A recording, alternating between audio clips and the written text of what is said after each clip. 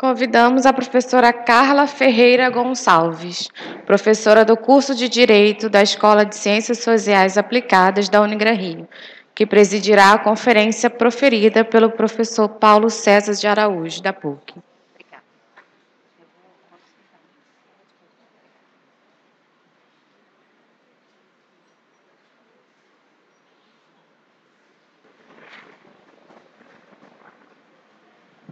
Bom dia a todos, sejam todos bem-vindos. Obrigada pelo convite, estou muito lisonjeada em estar aqui, principalmente por receber convidado tão ilustre, que é o Paulo César de Araújo, né? Paulo César de Araújo é jornalista, professor universitário, historiador, escritor e biógrafo brasileiro. Ele esteve no centro, no ano passado, no centro das atenções da biografia Roberto Carlos em Detalhes. O Paulo César, além da biografia do Roberto Carlos em Detalhes, que foi, né, uma ação judicial, foi objeto de uma ação judicial no STF, é também pesquisador da música popular brasileira, e escreveu um livro, Eu Não Sou Cachorro, Não. Então, eu convido para aqui compor a mesa e falar um pouquinho da sua trajetória, o Paulo César de Araújo.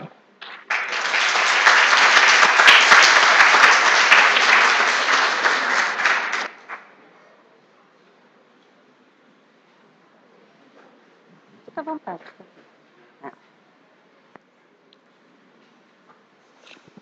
Eu passo, então, a palavra ao Paulo César e depois a gente faz algumas considerações e passamos, então, a palavra ao público. E aí, Carla. Bom dia a todos. É um prazer estar aqui nessa instituição, nesse espaço, nesse momento não só de vocês aqui particularmente, mas do próprio país, né? É um debate que está na ordem do dia. Vamos falar de liberdades públicas, vamos falar de direito à propriedade, direitos à intimidade, enfim, toda essa polêmica que, felizmente, surgiu recentemente. Acredito que avançamos e há muito a avançar. Eu queria aqui, nessa conversa com vocês, falar um pouco, dar o meu testemunho do que nos aconteceu, do que aconteceu em relação a esse debate sobre biografias, que é um desafio, como está no próprio título, né, da palestra, é um desafio porque a biografia, esse gênero literário, é, pela sua própria natureza, um gênero transgressor, perturbador. Isso é da própria essência do gênero biográfico. Isso desde que surgiu, lá na Antiguidade, com Plutarco. E, ao longo do tempo, a biografia, que é também um livro de história, porque tem contribuído para melhor esclarecer a sociedade. Então, por tudo isso, esse debate, essa reflexão sobre biografia é importante. E, como eu disse, eu vou dar aqui o meu testemunho, um pouco do que nos aconteceu, isso mais recentemente. Eu me lembro que eu estava na faculdade, ainda na graduação, aqui como vocês, ou grande parte de vocês, quando eu tive a ideia de fazer um livro sobre música popular brasileira. Pesquisar sobre a MPB. Estávamos naquela fase ainda enfim, de tentar uma monografia de final de curso, aquilo que vai nos estimulando a pensar. Vamos fazer o quê? Eu sempre gostei de música popular brasileira, sempre atento. Me lembro que lá na minha casa, eu sou do interior da Bahia, filho de operário, não tínhamos televisão, não tínhamos toca-disco em casa, mas havia o rádio. E no rádio tocava-se de tudo. Eu me lembro que eu ouvia de Valdir Soriano a Chico Buarque de Holanda. Não tínhamos ainda FMs, era rádio AM. E no interior, basicamente, uma emissora. E ali eu ouvia de tudo nesse rádio.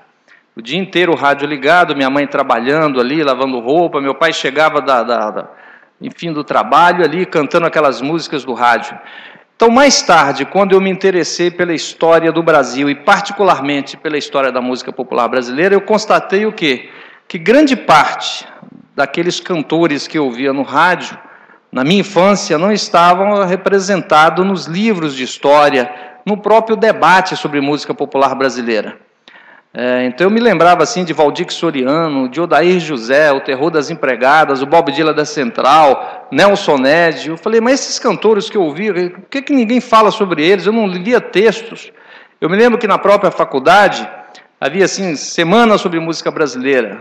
Íamos falar sobre bossa nova, tropicalismo, e nada sobre esses cantores mais populares. Então, na minha pesquisa, eu decidi me concentrar exatamente aí.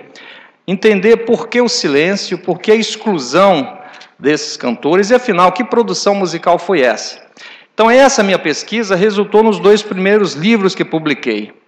O primeiro, Eu Não Sou Cachorro Não, Música Popular Cafona e Ditadura Militar, no qual eu revelei que esses cantores chamados bregas também foram censurados na época da ditadura, também produziram uma obra que contestou aquela ordem estabelecida.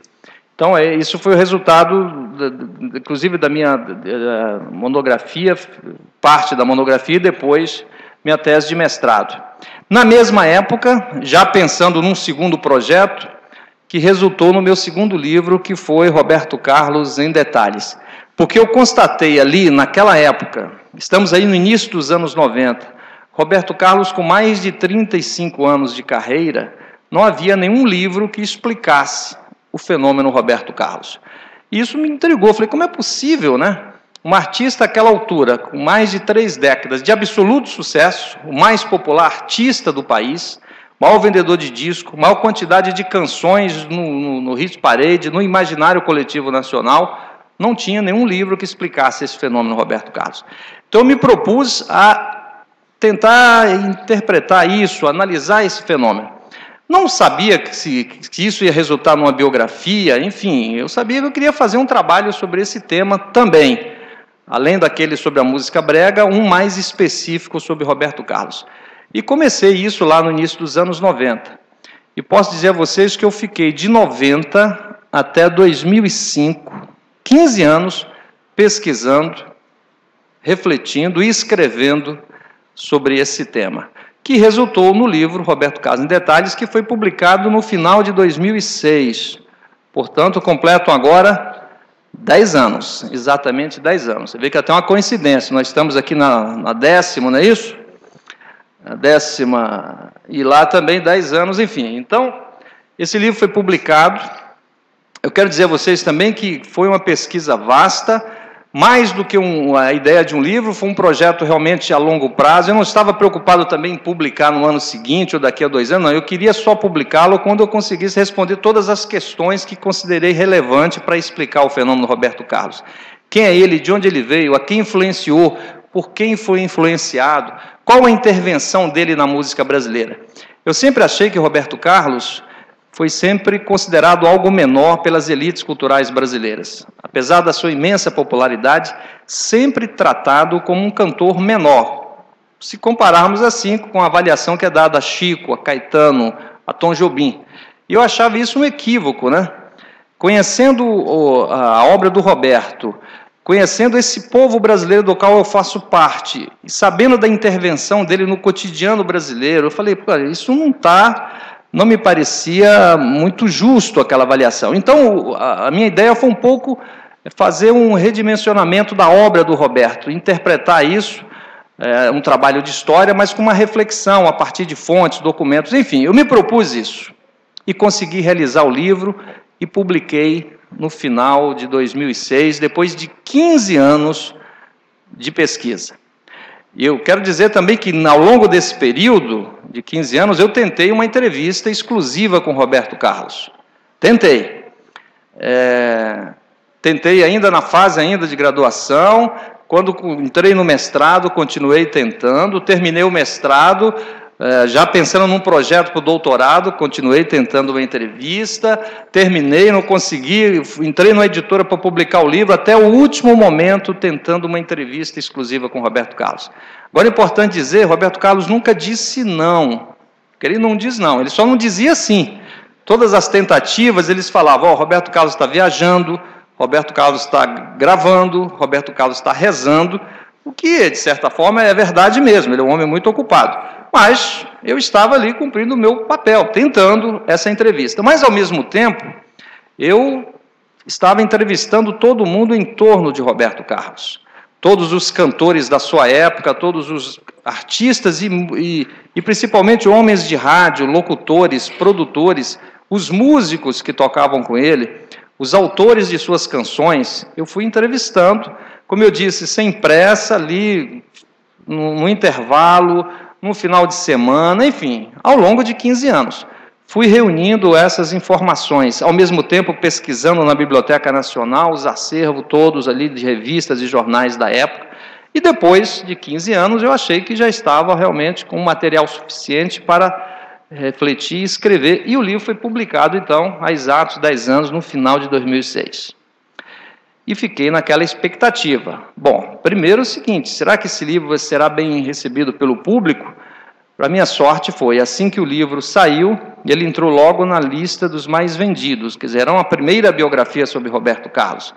E, de fato, havia essa carência. Aí eu fiquei, e aí, qual vai ser a reação dos críticos? Aqueles críticos que sempre menosprezaram Roberto Carlos, sempre trataram como algo menor. Como é que essa crítica vai reagir ao livro? Fiquei feliz também porque a crítica foi quase unânime, reconhecendo o livro. A Folha de São Paulo chegou a...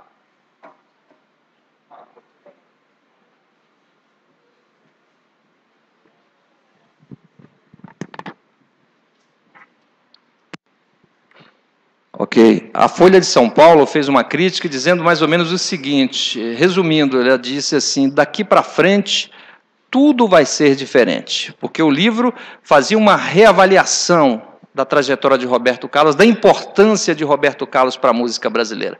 O crítico do Globo, da Veja, enfim, da grande imprensa, todos reconhecendo isso. Não, realmente o livro me convenceu de que Roberto Carlos é um artista muito importante, ele tem uma intervenção na história da música brasileira, ele muda o rumo dos acontecimentos. Bom, então eu fiquei duplamente feliz. Sucesso de público, sucesso de crítica.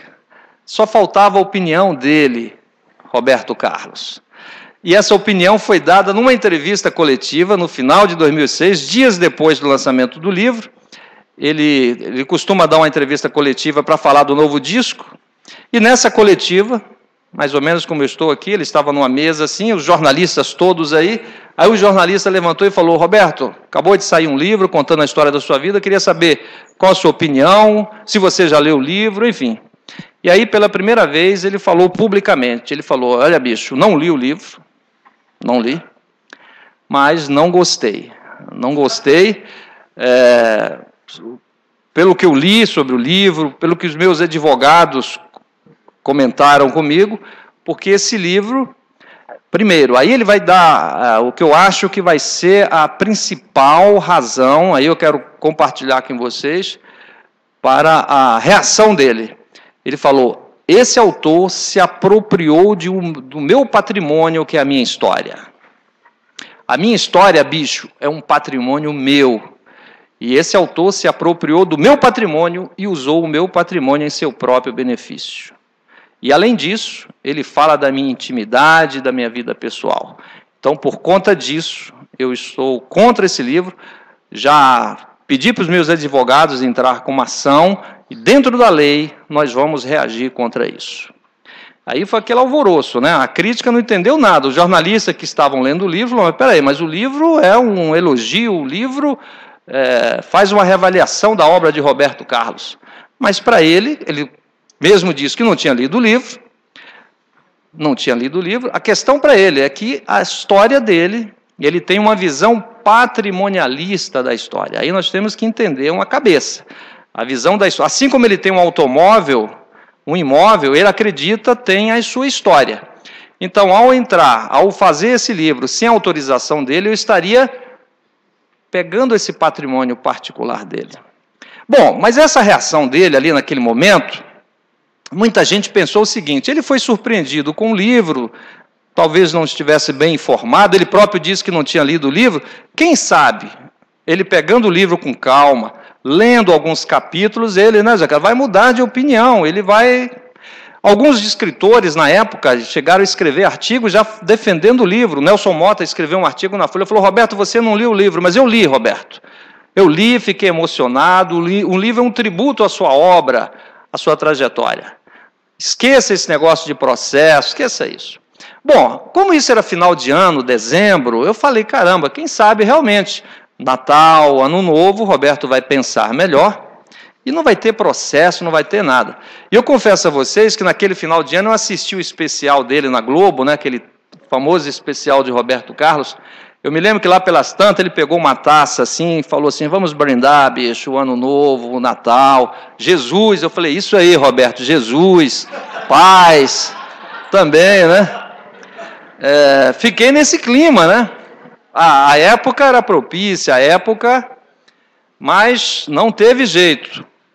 Passou Natal, passou Ano Novo. Quando foi no início de janeiro, Roberto Carlos partiu com tudo, com duas ações, 2 processos judiciais. Um na área civil e outro, não é isso, doutora Carla, que é raro, mesmo em casos de livro, de biografia, na área criminal. Na área civil, pedindo a proibição e a apreensão do livro, ok? E uma indenização, que seria arbitrada lá no final, e uma multa de R$500 mil por dia, cada dia que o livro continuasse à venda. Não sei se está bom para vocês, para mim foi difícil. R$500 mil por dia. 2 dias, 1 milhão.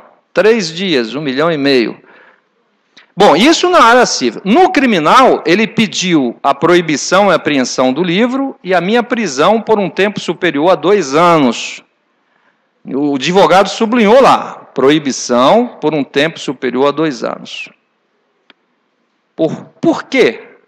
Por esses 2 crimes, basicamente.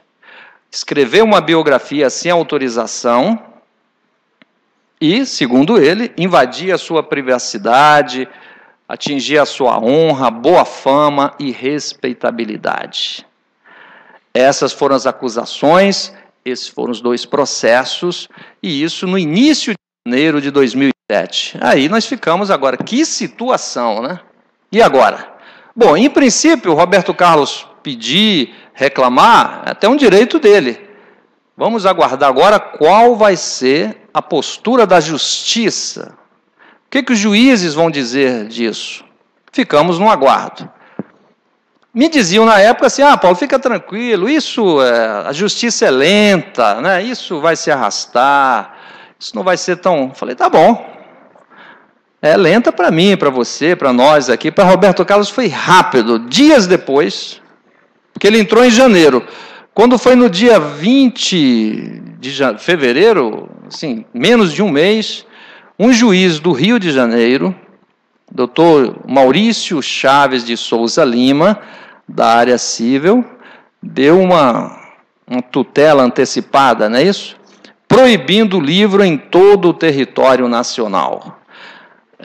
Proibindo, dizendo realmente é uma biografia não autorizada, esse livro não pode continuar. Ele só achou muito alto o pedido de 500 mil por dia, isso ele não concordou, mas deu uma multa de 50 mil por dia. Não sei se está bom para vocês, para mim continuou difícil. 50 mil. O livro fica proibido e se continuar à venda, cada dia 50 mil por dia. E o juiz fez isso baseado em quê? Aí nós vamos entrar um pouco aqui só, a doutora Carla vai falar sobre isso aí com mais profundidade, mas só para situá-los. Quando eu publiquei o livro, e quando eu comecei a escrever, eu estava, como estamos todos amparados pela Constituição brasileira, a Constituição Cidadã de 1988, que é claro lá no artigo 5º, não é isso? Artigo 5º, que diz que é livre a expressão artística, intelectual, científica, independentemente de censura ou licença. Então, eu não cometi nenhuma ilegalidade. Ninguém que pesquisa, que escreve, que publica, comete ilegalidade por exercer esse ofício, porque isso é garantido pela Constituição. Mas isso é a Constituição de 88. Só que em 2002 surgiu o novo Código Civil brasileiro, e precisávamos mesmo de um novo código, porque o anterior era lá do início do século passado. E tinha um artigo lá, tem um artigo, o artigo 20 desse Código Civil, que diz mais ou menos assim: salvo se autorizadas, a publicação, os escritos em mais de uma pessoa poderão ser proibidas se lhe atingirem a honra, a fama e respeitabilidade ou se destinarem a fins comerciais. Pois bem, o que fizeram os advogados do Roberto Carlos? Eles pegaram esse artigo 20 e falaram aqui, ó, o livro é não autorizado, ele atinge a honra, a boa fama e respeitabilidade do Roberto, e ele se destina a fins comerciais, é uma obra simplesmente comercial. O autor fez isso só para ganhar dinheiro. Ponto. Aí o que faz? Bom, mas aí eu já ali procurando me informar, eu falei, caramba, mas eu estou amparado pela Constituição, que diz é livre. O artigo 20 é possível interpretar isso do Código Civil, mas o Código Civil é uma lei menor, por isso uma lei ordinária. A Carta Magna, a lei maior. Fiquei, então, num clima de relativo otimismo, esperando a manifestação da Justiça. Pois então o doutor juiz Maurício Chaves de Souza Lima, na sua tutela antecipada, ele diz, olha só, realmente, esse autor comete uma ilegalidade, um crime ao publicar esse livro, porque aqui o artigo 20 do Código Civil é claro, salvo se autorizado, não foi autorizado, portanto, e como fala da vida pessoal do Roberto, atinge a sua privacidade, honra, boa fama e respeitabilidade. Mas o juiz também diz lá na sentença, não desconheço, ele escreve, não desconheço o que diz o artigo 5º da Constituição, que é livre a manifestação. Porém, diz ele, entrecruzados esses dois direitos, o da liberdade de publicação e o direito à privacidade, há de prevalecer o segundo, disse na sua sentença, e aí ele proíbe o livro em todo o território nacional. Certamente ele não lê o livro, ele nem entra no mérito, ele não comenta nada, nenhuma passagem do livro, ele fala em tese. Ou seja, ele estava cheio de convicção, sem nenhuma prova, porque ele não foi no texto, ele não comenta, mas ali ele dá essa sentença. Então o livro foi proibido ali de cara. Faltava, porém, a manifestação do juiz do criminal no outro processo. E, para nossa surpresa agradável, o juiz do criminal não proibiu o livro. O juiz do criminal marcou uma audiência de conciliação. Falou, eu quero aqui comigo Roberto Carlos e o autor, para tentarmos resolver isso. E a editora, que também era ré no processo.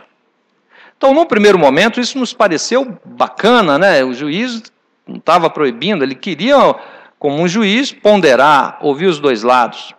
Bom, e marcou audiência para uma... Eu me lembro que era uma sexta-feira, 13 às 13 horas de abril de 2007. Quando eu vi a data, sexta-feira 13, eu comentei com a advogada lá da editora. Eu falei, olha, acho que o Roberto Carlos não vai para essa audiência. Não vai por quê? Eu falei, pô, sexta-feira 13 às 13 horas é demais para o Roberto Carlos. Ele, muito supersticioso, ele não vai sair de casa na sexta-feira para tratar de um assunto tão polêmico, né? Eu me lembro que a advogada da editora falou, não, mas Roberto Carlos, bom, se ele não for, os advogados vão. Eu falei, eu acho difícil também os advogados ir para resolver algo tão fundamental para ele, em nome dele, na sexta-feira 13. Bom, mas dito e feito, passou uma semana, aí veio o comunicado da Justiça. O juiz da vara criminal muda a data a pedido de Roberto Carlos. Ao invés de sexta-feira 13, foi para o dia 27. Eu falei, olha aí, olha aí, olha aí. E aí a audiência foi marcada para o dia 27 de abril, 2 semanas depois, a pedido do cantor Roberto Carlos, né, do autor da ação. Quero lembrá-los também que, quando surgiu o processo, a editora falou comigo, Paulo César, não se preocupe com o advogado, nós temos nosso corpo jurídico e vamos defendê-lo. O que, no primeiro momento, eu achei ótimo. Como eu nunca tinha sido processado, não tinha advogado, eu falei, tá bom. Melhor assim, não preciso me preocupar em contratar advogado. Os próprios advogados da editora vão fazer essa defesa conjunta, defender a editora e o autor. Pois bem. E fomos lá para tal audiência de conciliação no dia 27 de abril com o doutor juiz Tércio Pires, do Fórum, do 20º Fórum Criminal da Barra Funda, lá em São Paulo. Quando eu cheguei lá, eu me lembro que eu falei, mas que fórum é esse aqui? Não, aqui é o Fórum da Barra Funda. Aqui que houve aquele julgamento, os rapazes lá me explicando, daquele massacre do Carandiru. Aqueles 111 presos, o julgamento foi aqui nesse fórum. Eu falei, é mesmo, cara? É. Aqui também foi julgado os irmãos Cravinhos, daquele bárbaro crime. Eu falei, meu Deus do céu, onde é que eu vim parar? O que eu estou fazendo aqui? Qual foi o meu crime?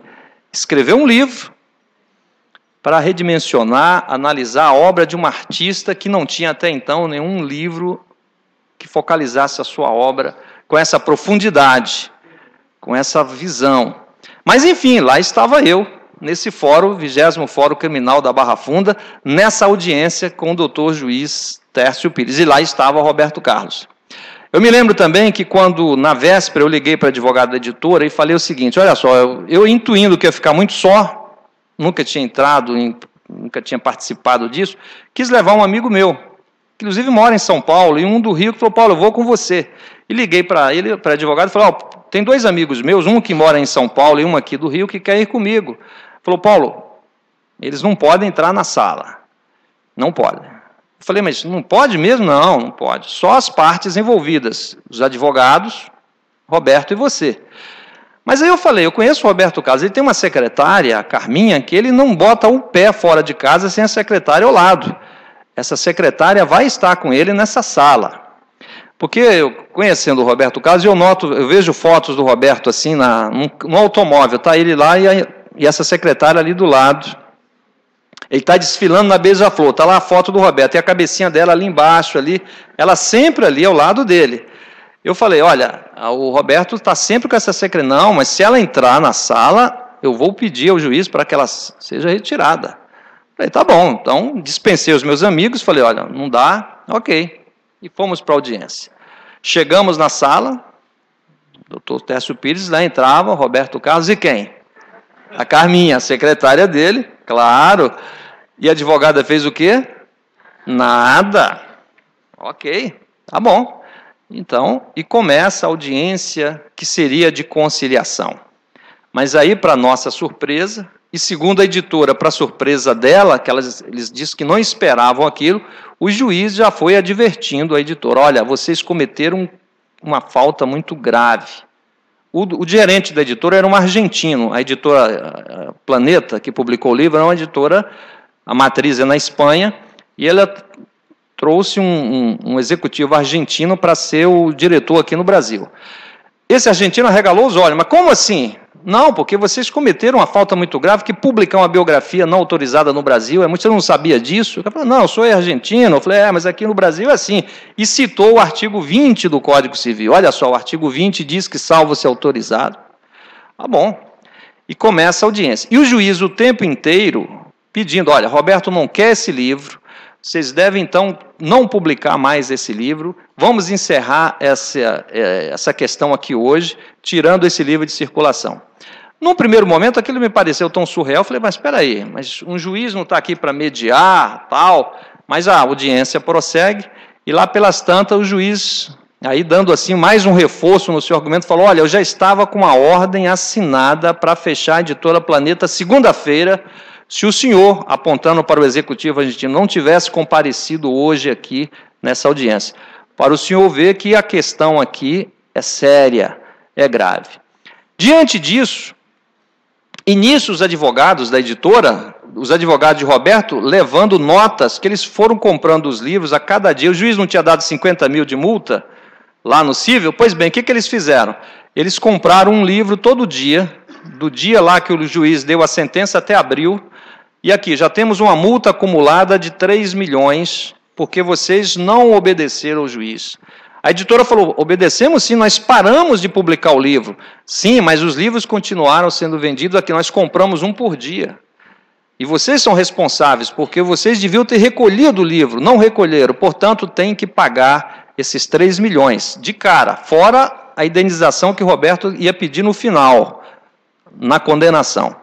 A editora, sentindo a causa perdida, porque o livro já estava proibido no Rio, pelo juiz do Rio, e com a postura desse juiz no criminal, a editora avaliou ali na hora, segundo eles me disseram depois, que a causa estava perdida, para não pagar aqueles 3 milhões, para não pagar a multa que teria que pagar caso fosse condenado, resolveu aceitar o acordo proposto pelo juiz. Então, a gente não publica mais o livro, aí o tal acordo que aconteceu. Não publica mais o livro e Roberto Carlos retira os 2 processos, retira o pedido da multa, a cobrança e encerra a questão.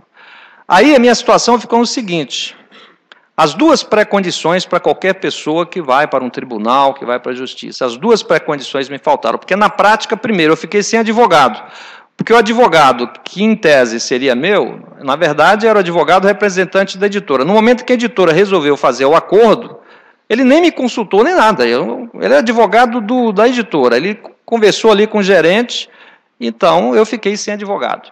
E o juiz, que em tese também estaria ali para mediar, ouvir os 2 lados, estava francamente favorável a Roberto Carlos. Então, sem advogado e com o juiz totalmente parcial, o meu livro, então, foi condenado nessa que seria uma audiência de conciliação, mas acabou sendo uma audiência de condenação ao livro Roberto Carlos em Detalhes. Eu, naquela situação, ainda tentei uma outra proposta. Eu, percebendo o absurdo daquilo tudo, falei, olha só, eu pedi a palavra. Falei, olha só, Roberto Carlos, proibir livro no Brasil, essa altura da nossa história, isso vai ser uma mácula na sua biografia. Não a que eu escrevi, a sua própria. Queimar livros, porque eu falei, se ele está querendo os livros, deve ser não é para distribuir para as bibliotecas, né? É para queimar, destruí-los, né? Isso vai ser uma mácula na sua biografia, vai ser uma mancha. Isso nos remete ao nazismo, às ditaduras militares.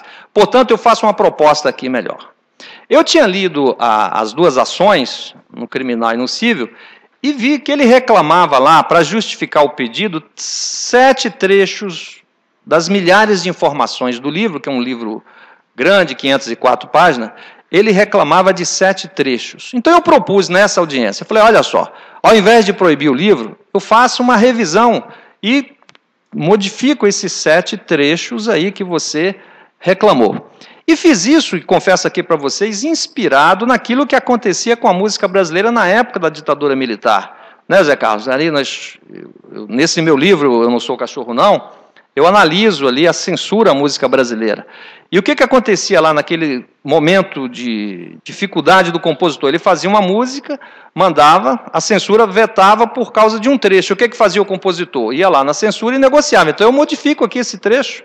Exemplo, Chico Buarque, ele fez uma música chamada Partido Alto. A música foi vetada. Por quê? Porque ele dizia lá, na barriga da miséria nasci brasileiro. Governo Médici, Brasil eu te amo, Vilar, que história é essa de nascer na miséria brasileiro? Não, está vetado. Aí o Chico foi lá, mas eu modifico aí, vamos conversar, claro, o que você faz? Eu tiro aqui, boto, em vez de brasileiro, na barriga, nasci batuqueiro. Aí a censura, ok, batuqueiro, miserável, aí tudo bem, pode. Aí o Chico modificou e a música foi gravada. Então eu estava ali quase fazendo a mesma coisa. Nesse momento de adversidade, eu falei, então censura, eu modifico trechos aí para mim. E disse mais a Roberto Carlos. E como você me acusa de estar ganhando dinheiro com o seu nome, a visão patrimonialista da história, eu abro mão dos direitos autorais do livro, pode ficar para você, mas que o livro continue circulando. Essa é a melhor proposta que pode acontecer aqui hoje, nessa audiência, nessa sessão. Fiz a proposta, esperei que os advogados da Planetas, não, vamos nessa, ninguém falou nada, ninguém da editora se mexeu, e Roberto Carlos só disse o seguinte, não quero. Ele quis proibir o livro todo, todos os capítulos, todas as páginas, tudo. E foi assim, nesse contexto, por essas razões, que o livro Roberto Carlos foi proibido no dia 27 de abril de 2007, há 9 anos. Ele tinha sido publicado em dezembro. E aí, quando estava encerrando essa audiência, o juiz, então, pouco antes de encerrar, falou, Roberto, aliás, eu quero dizer para você, Roberto, que eu também pego uma bolsa assim, que estava assim, eu também sou cantor, compositor, gostaria que você ouvisse o meu CD que eu acabei de gravar, desse a sua opinião, o que você acha do meu CD.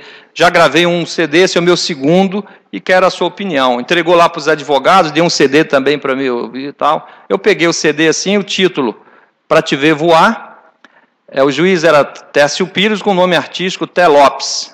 Um CD com 10 composições de autoria dele. Aí que eu fiquei assim, aí eu fui entender por que eu falei, olha, por que durante a audiência eu falei, por que esse juiz, já que ele é tão contra o livro e acha que a editora e o autor cometeram um crime, por que ele não proibiu como fez o juiz lá do civil? Aí que eu fui entender, claro, né? Ele queria o Roberto Carlos ali do lado dele, ele queria trazer o cantor e distribuir esse CD para pedir uma avaliação. Aí o promotor que estava com ele lá no final falou, Roberto, eu posso tirar uma foto com você? Claro, com o maior prazer.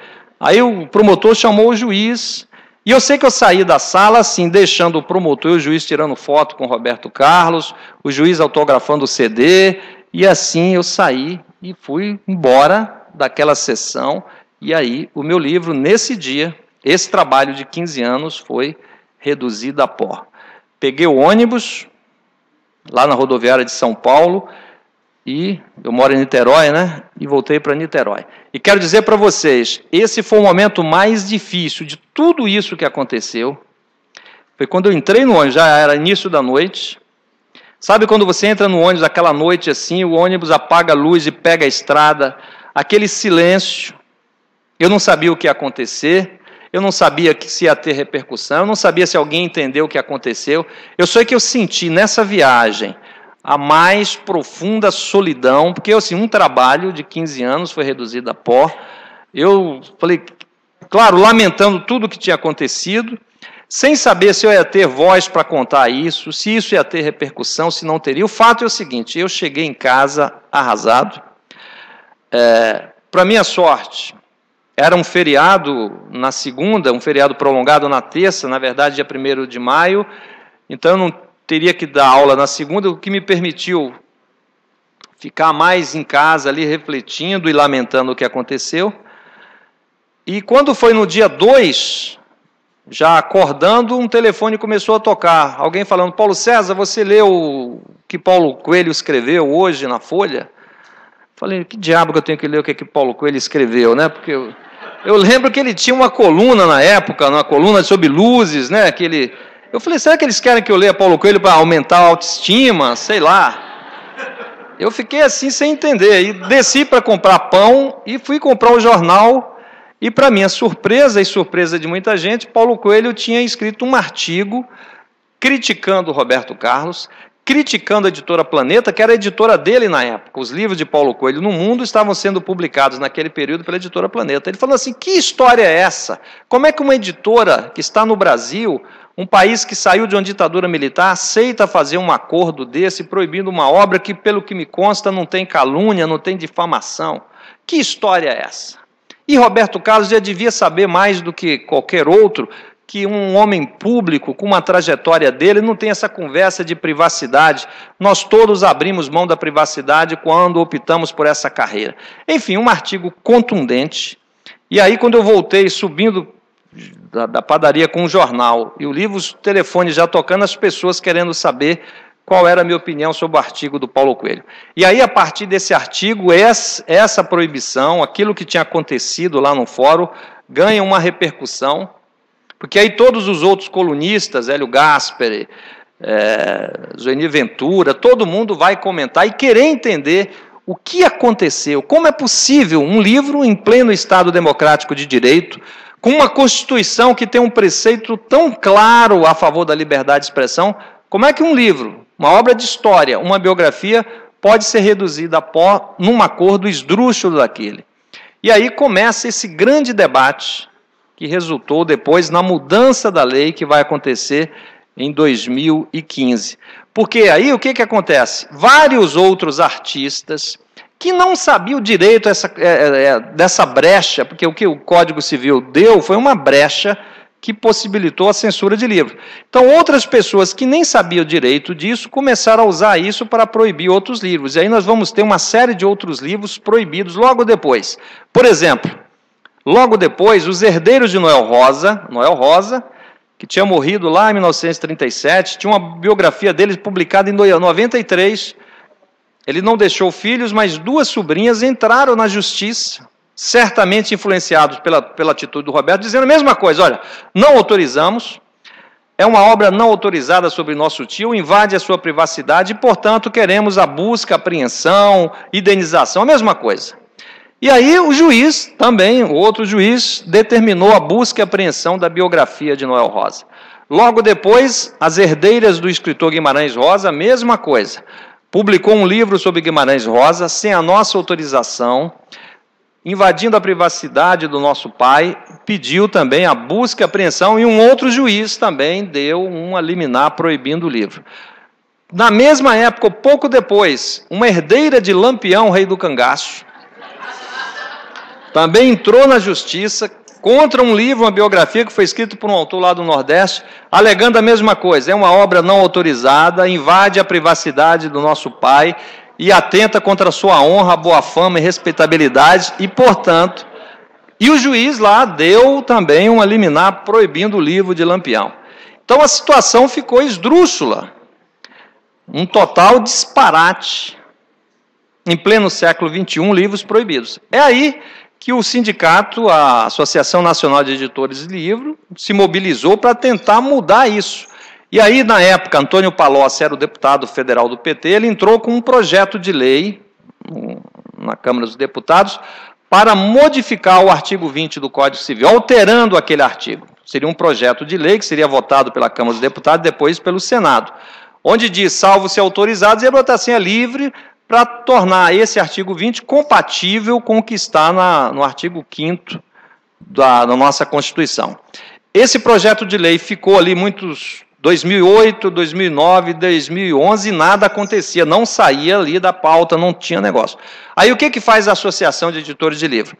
Entra também para reforçar com uma ação de inconstitucionalidade no STF. Pedindo o quê? Para que o STF se pronunciasse, dizendo, não é possível proibir livros no Brasil, porque a Constituição garante a liberdade de expressão no seu artigo 5º. Então, esse artigo 20 que está sendo usado seria um artigo inconstitucional. Então, essa ação de inconstitucionalidade foi protocolada em 2012. Então, ficamos ali no aguardo de duas frentes, um projeto de lei no Congresso e uma ação de inconstitucionalidade no STF. E o debate, e Roberto Carlos aí sozinho até então, como o principal porta-voz dessa visão autoritária, excludente, retrógrada. A minha história é um patrimônio particular, pessoal, ninguém pode escrever um livro que não seja autorizado por mim, porque a minha história, eu que tenho que definir isso. Pois bem, isso vai até 2013, quando, para nossa surpresa, quando estava para ser julgado no STF e o Congresso para votar, Roberto Carlos, que até então estava sozinho nessa luta, ganha o reforço de toda a MPB naquele famigerado episódio provocado pelo chamado grupo Procure Saber. Aí, Caetano Veloso, Gilberto Gil, Milton Nascimento, Jorge Benjor, Marisa Monte, Erasmo Carlos, o diabo, a MPB inteira se une a Roberto Carlos dizendo a mesma coisa. A nossa história é um patrimônio nosso, quem publicar qualquer livro tem que ser autorizado, do contrário, iremos processá-los. E agora? Eu que estava enfrentando Roberto Carlos, a sociedade que estava debatendo com Roberto Carlos, agora tinha que se ver com Chico Buarque, com Caetano, artistas que durante a ditadura foram críticos, foram contundentes em defesa da liberdade de expressão. Caetano Veloso chegou a fazer aquela música histórica, é proibido proibir. Mas agora, nesse contexto de biografia, falou não, biografia não. Todos assumindo essa postura, essa visão patrimonialista. E aí quero dizer para vocês, embora falando de privacidade, na essência é isso. Queremos ter o controle absoluto sobre essa história. Porque era uma época também de menor vendagem de disco, eles perceberam que as biografias estavam sendo base para filmes, documentários, musicais. Ter o controle da biografia era ter controle de todo esse subproduto. Essa visão que está expressa, por exemplo, na empresária Paula Lavigne, ela deixou isso claro. E o Roberto Carlos disse com todas as letras, a minha história é um patrimônio meu, um livro é um produto comercial, tenho que ter o controle disso. Pois bem, diante disso, dessa posição desses artistas, o país ficou primeiro em estado de choque, sem acreditar. Não é possível. Teve um jornalista que falou, enquanto Chico Buarque não falar da viva voz, eu não acredito nisso. Estão usando o nome de Chico em vão. Bom, e de fato, ele não tinha falado. Quem falou? Foi a associação Procure Saber, da qual ele fazia parte. E ficamos aguardando o pronunciamento. Mas será mesmo que esses caras vão apoiar Roberto Carlos? Djavan foi o primeiro a falar. Djavan foi o primeiro a falar. Mas como Djavan fala, a coisa é meio confusa, não ficou claro. Porque ele falou assim, ó. Djavan falou o seguinte. Ele não falou açaí, zoom de besouro, um imã, não foi isso. Ele falou: a liberdade de expressão está acima de tudo, ponto. Ponto. Porém, sobre essa questão de biografia, de fato, não pode haver biografia sem autorização do biografado. Falei, pô, mas ele falou lá que a liberdade de expressão era acima de tudo, então já não está mais acima, abaixo. E ele achou que era razoável que o biografado tivesse uma participação financeira na vendagem de um livro. Bom, mas como o Djavan foi o único a falar, as pessoas ainda falaram assim, não, Djavan não, quero ver Chico, quero ver Caetano, quero ver Gil. Tá bom, ficamos aguardando. Aí o Gil falou, logo depois o Gil. E o que o Gil falou? Olha, o que está em jogo são dois direitos, o direito à liberdade de expressão e o direito à privacidade. E eu acho que deva prevalecer o direito à privacidade. Ou seja, aquela mesma opinião do juiz Maurício Chaves de Souza Lima quando proibiu o meu livro. Então aí falou o Gilberto Gil. Mas faltava ainda Caetano e Chico. Aí Caetano foi o próximo. Aí chegou o Caetano. Caetano é Caetano. Olha, por mim, pode escrever o que quiserem, pode publicar o que quiserem, eu não me importo. Porém, em solidariedade aos meus amigos que são cuidadosos, eu estou solidário a eles. Que tal? Tipo assim, ó, eu sou contra a milícia, eu não sou, quero saber demais, por solidariedade ao meu amigo miliciano, eu vou aqui com a milícia. Bom, o argumento de Caetano, obviamente, não convenceu ninguém, né? Quer dizer, ele é em tese, ele é favorável à liberdade das biografias, mas em solidariedade aos amigos do Procure Saber, ele está assinando embaixo essa censura. Mas faltava ele ainda, Chico Buarque de Holanda. Chico Buarque, na época, estava em Paris escrevendo o seu novo livro. Ele tem um apartamento em Paris. E ele foi o último a falar. E muitos ainda sem acreditar que Chico Buarque fosse apoiar isso. Mas enfim, o Chico resolveu falar. Eu confesso a vocês também que, dias antes, quando falava assim, não, o Chico vai acabar falando, eu falei, caramba, o Chico está em Paris. Poxa, a Cidade Luz, sei lá, de repente ele vai vir com uma tese inovadora. Eu fiquei preocupado, uma tese nova sobre a censura à biografia, sei lá, ele está lendo aqueles filósofos iluministas, ele conseguiu lá fazer uma tese e vai apresentar ao Brasil algo que ninguém ouviu ainda, para convencer de que realmente uma biografia... Acabou a bateria aqui. Alô. Ficamos então no aguardo. Então, vem o Chico Buarque e diz o seguinte, aí foi duro. Eu me lembro que eu já ia dormir, era uma madrugada, final de 2005, um amigo meu me liga e falou, Paulo César, Chico Buarque falou. Eu falei, tudo bem, cara, amanhã eu vejo. Não, falou.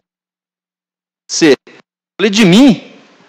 E está falando mal. Eu falei, não é possível. Aí eu pulei da cama, liguei o computador e abri o texto, que ia sair no jornal no dia seguinte. E está lá, Chico Buarque falando. Por que Chico Buarque é contra as biografias? Ele falou, primeira coisa, pensei que Roberto Carlos tivesse direito de proteger sua privacidade. Dizendo assim, ó, estou nessa também para proteger o Roberto Carlos, que foi vítima desse biógrafo. E aí ele parte para o ataque. Aí ele fala, por exemplo, esse autor do livro do Roberto Carlos. Ele diz que pesquisou 15 anos, entrevistou não sei quantas pessoas, inclusive eu, só que ele nunca me entrevistou. Ou seja, biografia não autorizada é coisa de irresponsável, é coisa de oportunista, é coisa de picareta. Por isso que eu sou contra biografias não autorizadas. Em síntese, foi a mensagem, os argumentos que Chico Buarque usou. Agora você imagina a minha situação. Madrugada, tendo tendo essa polêmica com Roberto Carlos, o rei, vem agora o príncipe da MPB e faz uma acusação dessa, que não me deu entrevista, que eu inventei uma entrevista e coloquei o nome dele em vão num livro sobre Roberto Carlos. Eu me lembro que eu só olhei para cima, eu falei, para cima que eu guardo lá num armário, aquelas fitas de entrevistas de 20 anos. Eu estava na faculdade quando eu entrevistei o Chico. Quando eu falei aqui para vocês no início, que eu passei 15 anos entrevistando, pesquisando, entrevistando mesmo. Aquela fita cassete, quando um amigo tinha uma câmera, a gente ia, filmava. Na época não era comum ter vídeo assim, né? Eu olhei para cima e falei, vou ter que achar a entrevista. Mas eu fiquei, meu Deus do céu, será que essa entrevista está aí nesse pacote?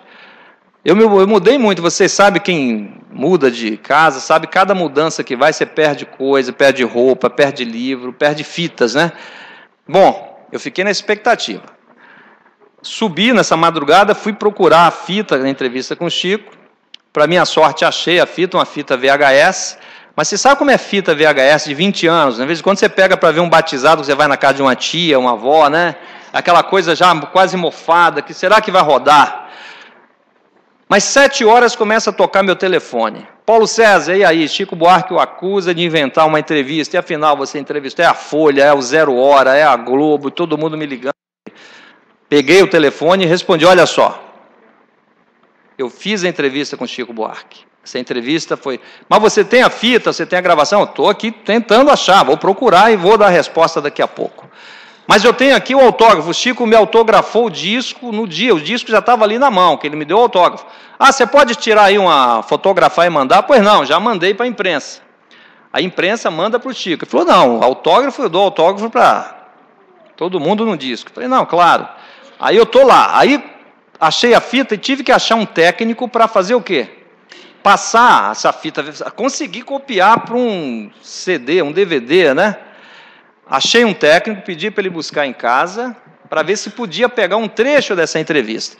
Nisso eu acho a foto da entrevista, eu com o Chico conversando assim, como estou aqui com a Carla, tal. Aí eu mandei para a Folha, olha, eu tenho aqui a foto, aí a Folha manda a foto para Paris. Aí vem a resposta, Chico falou que isso também não prova nada, porque foto, ele tira foto com várias pessoas. Eu falei, a situação é dramática. Autógrafo, foto, e fico no aguardo da cópia lá, torcendo para a fita rodar, para o cara conseguir fazer a cópia. Quando é no final da tarde, aí chega o técnico, está aqui, Paulo César, copiei um trecho da entrevista sua com o Chico. Quando eu botei ali para rodar ali no meu aparelho de DVD, aí apareceu imagem colorida, a voz tinindo, perfeita. Eu falei, beleza. Não, estou falando que podia ser aquela fita já, só o áudio, sabe aquela que a gente vê no Jornal Nacional, tem que chamar o Molina lá da Unicamp, Molina, é a voz do Chico, não tem isso? Né? É a voz, aquele barulho de talheres, as pessoas conversando, né? Não, imagem colorida, Chico falando, eu perguntando, e ele bem descontraído, assim, já pegou um trecho lá do meio da entrevista, ele já estava naquele clima de entrevista, quando o entrevistado já está... bacana. Aí o Globo já estava lá embaixo esperando, entreguei para o motoboy do Globo, o Globo vai e publica no site logo depois.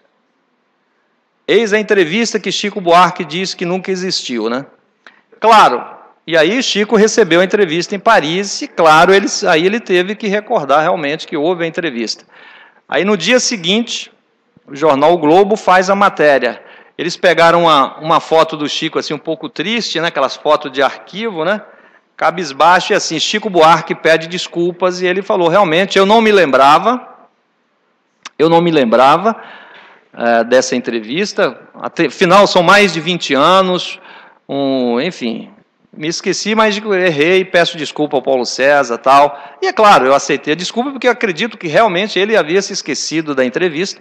Mas o que nos interessa para o nosso debate aqui, para a nossa polêmica, é que esse episódio sepultou de vez o grupo Procure Saber no assunto biografia, porque os argumentos que eles apresentaram não convenceram ninguém, foram demolidos um por um, e o desfecho, que era o último a falar, Chico Buarque, ele vai e comete essa falha, com essa falha de memória, essa acusação sem... que ele poderia ter, por exemplo, me perguntado antes de afirmar, sei lá, Paulo César, você diz aqui que fiz uma entrevista com você, Que entrevista foi essa? Não, ele estava tão certo de que não havia feito a entrevista, que não tinha me concedido a entrevista, que ele partiu para o ataque. Mas o fato é que com esse episódio, o Procure Saber, então, no dia seguinte, desiste de brigar contra biografias. Quando for entrevistar a Paula Lavigne, ela falou, o grupo Procure Saber não fala mais sobre esse tema é de Roberto Carlos. Aí ficou Roberto Carlos de volta, sozinho, na polêmica das biografias. Enquanto isso, o projeto de lei e a ação de inconstitucionalidade estão lá no STF. Aí o que faz Roberto Carlos? Contrata aquele advogado Cacai, Antônio Carlos de Almeida, o Cacai Brito, trata esse advogado, que é o advogado de vários políticos, José Sarney, foi advogado de Antônio Carlos Magalhães, enfim, um advogado poderoso, para ser o advogado dessa causa lá, para ir defender esse direito de não ter biografia não autorizada no Brasil. Inclusive, Carlos de Almeida Castro, né? O Cacai. Quando houve a sessão lá no STF, em junho de 2015, o Cacai, esse advogado, vai lá, em nome de Roberto Carlos, fazer a defesa do direito à privacidade, do direito ao patrimônio particular da história. Ele faz essa defesa. Fui assistir nesse dia, tal, mas a nossa Suprema Corte, por 9-0, porque só tinham 9 juízes naquele dia, um ainda não tinha tomado posse e um estava viajando, dos 11, né? Porque o Joaquim Barbosa tinha saído e o que entrou no lugar do Joaquim Barbosa não tinha assumido. Eu sei que por 9-0, a Suprema Corte, o STF, reconheceu que não se pode aplicar aquele artigo 20 para biografias. É inconstitucional, porque aplicando aquilo para biografias estará, no entendimento do STF, negando o que diz o artigo 5º da Constituição. Veja bem, o STF não revogou o artigo 20, ele continua lá, mas eles falaram, mas isso não se aplica à biografia. Salvo se autorizado o uso da imagem. O Dias Toffoli até explicou, o uso da imagem. Claro, imagine uma modelo, Gisele Bündchen. Você não pode pegar a imagem de Gisele Bündchen e sair botando em camiseta e vendendo camiseta, porque isso você teria que ter autorização dela. Isso é o uso de imagem, não é escrever um livro sobre uma pessoa. Finalidade comercial. Um livro é vendido, um jornal é vendido. Um dos juízes até falou, se fosse assim, ninguém poderia sair num jornal, numa revista, né? Jornais e revistas não poderiam ser vendidos, porque no mundo capitalista, tudo isso é produto, isso tem finalidade cultural. Enfim, os argumentos, por 9-0, o STF decretou isso. Não se pode mais proibir livros no Brasil usando esse argumento. Claro, se cometeu calúnia, se alguém escreveu um livro dizendo fulano é um traficante, e não tem nenhuma prova, não tem nenhum documento, claro, esse autor vai ser processado, vai responder. Agora, dizer simplesmente, a minha história é um patrimônio meu, não quero que fale da minha vida pessoal, porque a minha privacidade tem que ser preservada, se tratando de uma figura pública, no entendimento do STF, não dá, não pode mais. Então, foi um desfecho, quer dizer, foi em 2015 essa votação, começamos em 2007 com a proibição de Roberto Carlos, aí 8 anos de debate, de polêmica. E quando terminou a sessão, qual foi a reação de Roberto Carlos? O que ele disse através dos seus advogados? E aí, Roberto Carlos? Tudo certo, o STF fez aquilo que nós sempre defendemos. 100% das nossas teses foram aprovadas pelo STF. Estamos felizes. Falei, bom, então ótimo. Nisso, pouco antes, eu tinha lançado o meu segundo livro, que o título é O Réu e o Rei, minha história com Roberto Carlos em detalhes. Nesse livro, eu conto exatamente a história, isso que eu estou contando aqui para vocês, está tudo isso no livro, nesse segundo livro, O Réu e o Rei. Eu estou contando a história, tudo o que nos aconteceu, todo esse embate, que é esse livro aqui.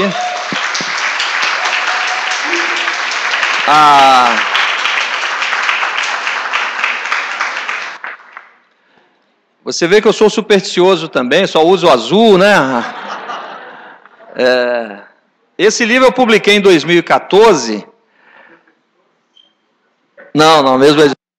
Esse aí pela Companhia das Letras, né? Com a editora Planeta não houve mais, depois daquela audiência, não tive mais contatos com ele, porque eu só tinha publicado mesmo o Roberto Carlos em Detalhes. Publiquei esse livro em 2014, e assim que terminou a sessão lá no STF, eu saí anunciando o quê? Que eu iria agora, então, publicar o livro Roberto Carlos em Detalhes. Eu falei, bom, 9-0, Roberto Carlos concordou com as teses aí, ok, beleza, vou publicar o livro. Mas aí o Cacai, esse advogado poderosos, saiu também depois dizendo, não, se ele fizer isso, vai ter problemas. Porque o livro dele saiu de circulação por um acordo, o que foi decidido aqui não interfere naquilo, ele vai ter problemas, e, enfim. Aí eu falei, bom, vou começar então uma nova briga novamente agora, brigar com o Roberto. Não, é mais fácil para mim fazer mais um livro do que brigar com o Cacai. Então estou escrevendo o 3º livro agora, completando uma trilogia.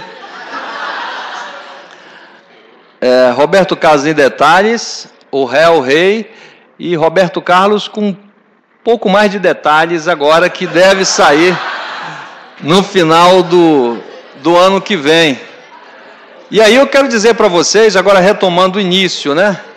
Com esse 3º livro, eu completo essa trilogia, mas vejam bem, uma história simples. Eu me propus, como estudante, escrever um livro sobre Roberto Carlos. Aí ele proibiu. Aí eu publiquei um 2º, O Réu, o Rei. Quando eu ia publicar aquele que estava proibido, ele disse, ameaçou, eu vou fazer mais um. 3, é a minha contribuição ao tema, quero dizer, aliás, eu quero só lembrá-los, isso não esgota o assunto Roberto Carlos, é um artista com uma intervenção muito grande na música brasileira, há muito que ser pesquisado ainda sobre Roberto Carlos, mas eu deixo isso como a minha contribuição a esse tema. Tem outros temas para pesquisar, outros livros para publicar, e com esse 3º livro eu completo então essa trilogia, e agora sabendo que com certeza, acho que a doutora Carla vai se falar agora aqui melhor, acho que fica muito difícil agora ter qualquer problema na justiça com esses argumentos, né? A não ser que ele invente outro, né? Então demos um salto. O fato é que, e aí só para concluir, dizer que não é só para livros essa conquista no STF, esses 9-0, não é só para livro. Todos nós que trabalhamos com memória, isso vale para filmes, documentários, peças de teatro, porque isso foi dito lá na sessão. Qualquer biografia hoje, qualquer cinebiografia, qualquer filme que é feito, era assim. Tinha que mostrar para o personagem, para a família, no caso de um falecido, e ele ia dizer se podia aquela cena, não podia, porque esse uso da imagem, com receio dessa proibição. Mas lá no STF falou não. Agora, uso de imagem, figuras públicas da história, não é necessário mais pedir autorização. Nem para peça de teatro, nem para filme, nem para livro, nem para biografia. Claro, se você for usar, no caso de um artista, a música dele, claro, aí é direito autoral. Se você vai contar uma história e vai usar uma música de Roberto Carlos ali, claro, você tem que pedir autorização para usar a música. Agora, se eu quiser colocar Roberto Carlos numa história, um livro que não vai ter música, ou se eu quiser colocá-lo numa cena de filme sem usar uma música dele, segundo o entendimento do STF, não pode mais ser proibido. Então, nesse sentido, nós avançamos. E aí, só para concluir, fica então o meu livro, resumo da ópera. Eu faço o 3º, tudo bem, encerra. O meu livro hoje vai ficar como o último livro proibido no Brasil. O último livro proibido. E Roberto Carlos como o último censor do Brasil. Eu espero até que o próprio Roberto Carlos, que ele tenha esse entendimento, ou alguém próximo, ou um filho dele, meu pai, não queira isso para a sua biografia. Que ele próprio entenda que não tem mais cabimento aquele livro, que foi proibido lá por esse acordo esdrúxulo, continuar proibido. Eu acho que para ele, para a imagem dele, essa marca de carregar como último censor do Brasil não é bom. Não sei quanto tempo ele vai querer continuar com isso. Espero que ele próprio tome a iniciativa de falar, ó, chega, né? Eu perdi, a tese que eu defendia não foi contemplada, e vamos encerrar isso da melhor forma possível, liberando o livro. Não sei se ele vai ter esse entendimento. Eu, humildemente, vou pedir na justiça apenas, quando a justiça quiser se manifestar, para que não considere aquilo valendo, porque, pelo que aconteceu, o que aconteceu segundo o STF? Houve uma interpretação errada do artigo 20. O juiz que julgou o meu livro lá, que forçou aquele acordo, se baseou numa interpretação equivocada. Ou seja, ele errou. E o meu livro vai ser a vítima de um erro do judiciário? Eu acho absurdo isso. Então, eu humildemente vou pedir, numa segunda, terceira instância, para que isso seja revisto. Mas torcendo para que o próprio Roberto tome essa iniciativa. Se ele não fizer, isso vai continuar lá, e um dia, quem sabe, isso será resolvido. Mas, de minha parte, eu quero dizer, fatura liquidada, 3 livros, está muito bom, e vamos em frente, né? Porque há muito mais a ser pesquisado na história do Brasil, e particularmente em música popular.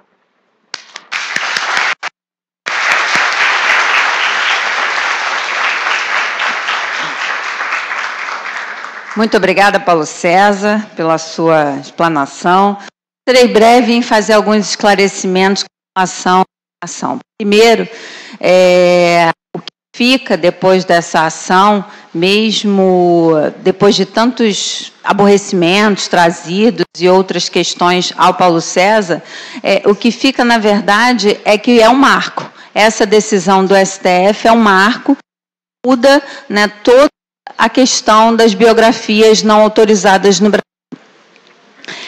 Quando a ANEL, Associação Nacional de Editores de Livros, entra com a ação direta de inconstitucionalidade, né, e foi parar no STF, porque, na verdade, há um interesse público, é um interesse de todos. A liberdade de expressão é importante para todo o Brasil, né? É um interesse público de toda a comunidade. Então, por isso foi questionado no STF. Ficou simplesmente na esfera da instância, na primeira e da segunda instância, entre a questão discutida entre o Paulo César e o Roberto Carlos. Isso foi parar no STF.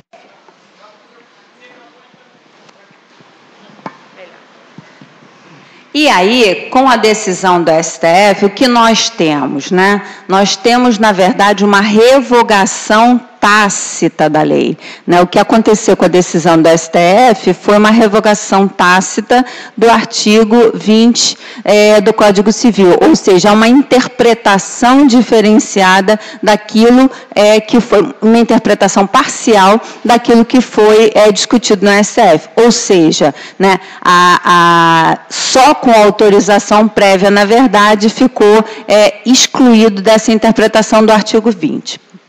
E aí, né, como o Paulo César falou, foi um placar de 9-0 e todas as defesas e os argumentos dos ministros do STF foram todos em função da liberdade de expressão, da defesa da liberdade de expressão, da defesa da democracia, né, da função social, da própria questão da propriedade. O que o Roberto Carlos defendia, que era a sua propriedade privada a todo tempo, na verdade, foi uma análise da função social dessa propriedade, sendo ele uma pessoa pública. Então, algumas considerações dos ministros foram no sentido de a biografia é sempre uma versão e sobre uma vida poderão haver várias versões, né? Isso foi a ministra Rosa Weber que falou. A biografia, em última análise, quer dizer memória e tem uma importância para todo o Brasil, né? Sem uma memória, um país não se constrói. Além disso, a gente teve o que a gente chama no direito de amicus curiae. O que é o amicus curiae? São algumas instituições que, auxiliando, ou seja, defendendo a ação, trabalharam conjuntamente com a ANEL, que é a Associação Nacional dos Editores de Livros. Então, nós temos a OAB, né, que participou defendendo o direito à liberdade de expressão. E aí o Tiago Bottino, ele diz o seguinte, que em defesa da liberdade de expressão é também defender a liberdade de pesquisa acadêmica, que foi todo o trabalho do Paulo César, né? É preciso não só defender a liberdade de expressão, mas também defender a pesquisa acadêmica, que é todo o trabalho do Paulo César.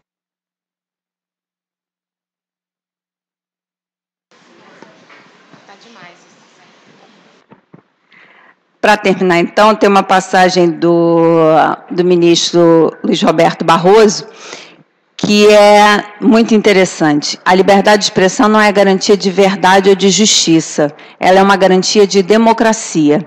Defender a liberdade de expressão pode significar ter que conviver com injustiça e até mesmo com inverdades. Isso é especialmente válido para as pessoas públicas, como agentes públicos ou artistas. Então, para encerrar, é importante, fica um marco, em função desse processo, dessa ação de inconstitucionalidade no STF, e eu quero agradecer mais uma vez ao Paulo César, né, e a todos os presentes.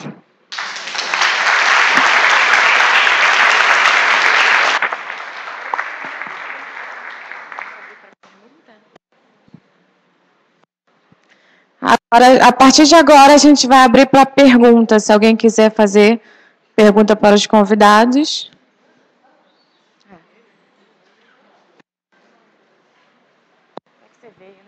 Claro que eu vim. Bom dia. Bom dia, Paulo César. Eu queria fazer uma pergunta a você, como pesquisador. Como é que você trabalha... Tadinho, ele está amarrando o sapato?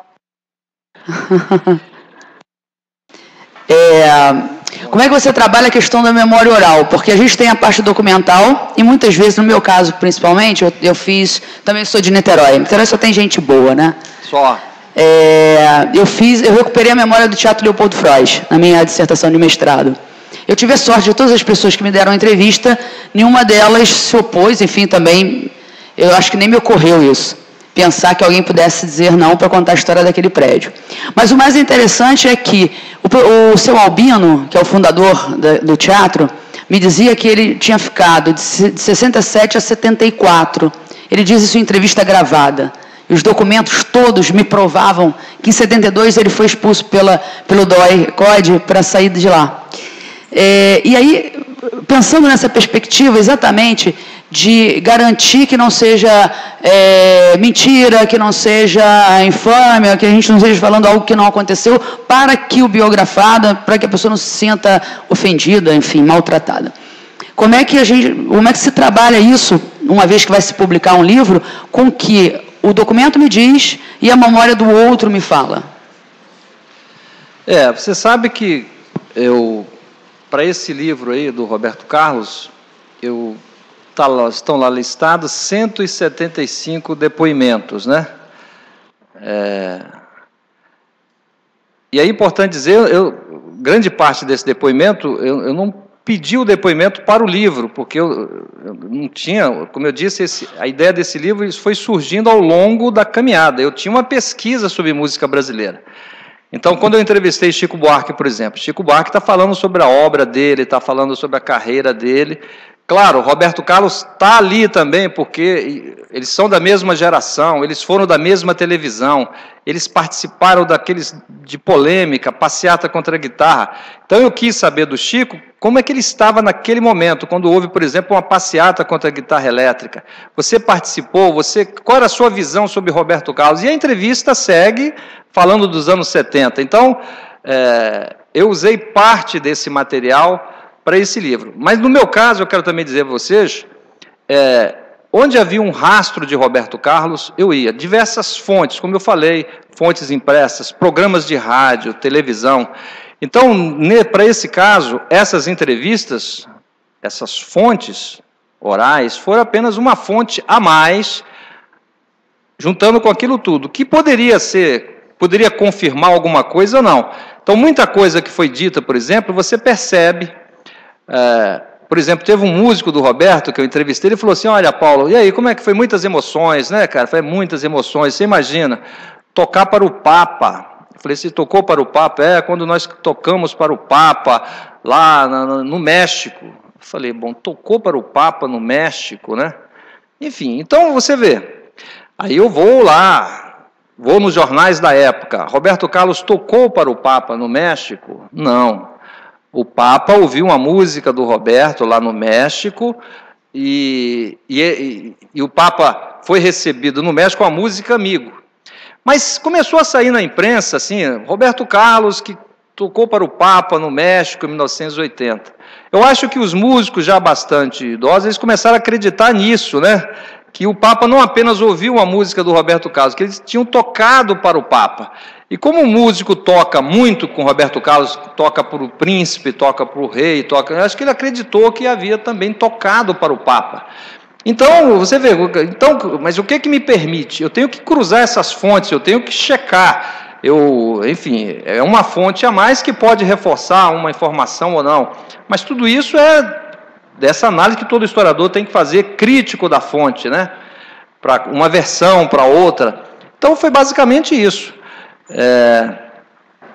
Claro que você tinha ali testemunhas oculares. Por exemplo, o caso do acidente do Roberto, o caso do acidente. Ele não falou sobre isso, não tem um depoimento dele, mas tinha a coleguinha dele que estava junto com ele naquele momento do acidente. Então, eu coloco ali a lembrança dela, a versão dela para aquele acidente, mas está lá, na lembrança de Eunice Solino, naquele dia, ela saiu com o Roberto de casa, enfim, você está informando ao leitor também que se trata de uma memória, o Roberto pode chegar e dizer, não, mas não foi assim, eu não estava com a Solino, eu estava sozinho. Bom, isso aí vai ser a memória do Roberto. Na lembrança dela, aquele acidente aconteceu dessa forma. Então é basicamente isso, né? Informando ao leitor que se trata de uma memória, de uma lembrança, ou no caso de uma informação, quando essa informação não é possível, como chega um fato desse, eu toquei com o Roberto Carlos para o Papa, fica uma coisa que você não vai nem expor o músico, né? Você não vai nem expor isso, falar, o cara disse que tocou, não. É uma informação que você registra ali, mas você vê que ele foi traído pela memória, né?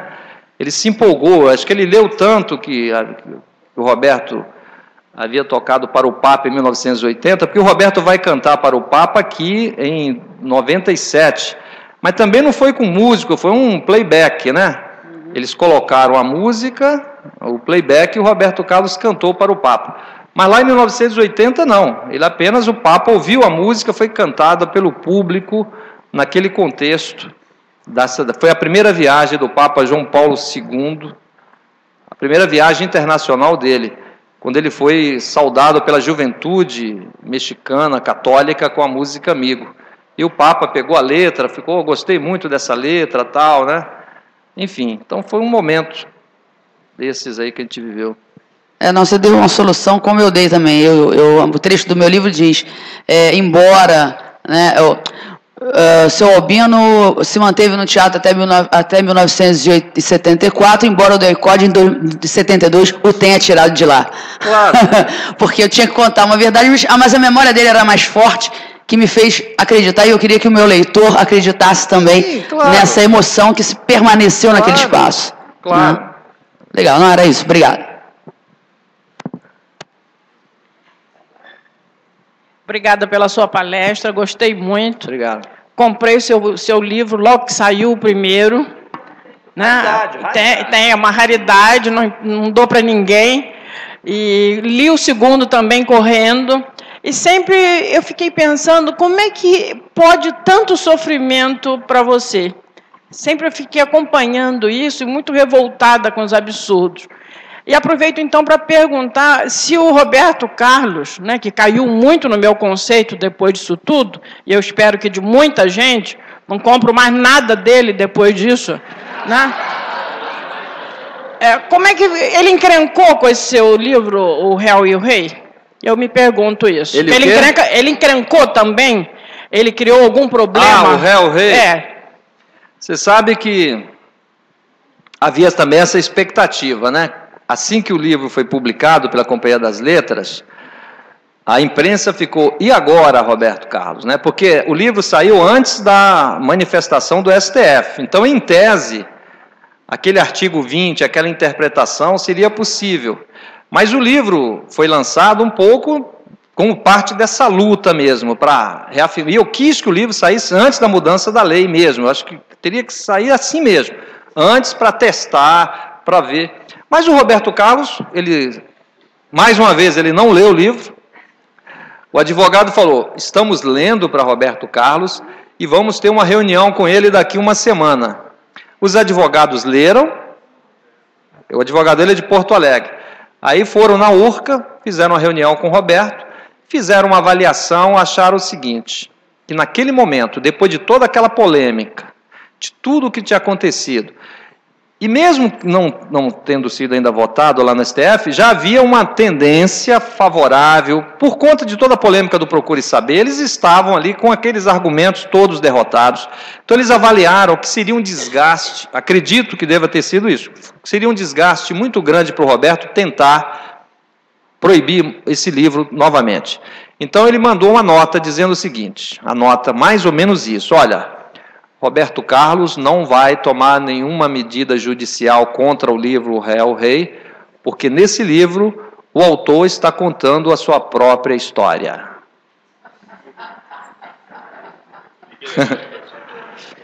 Você entendeu aí, né?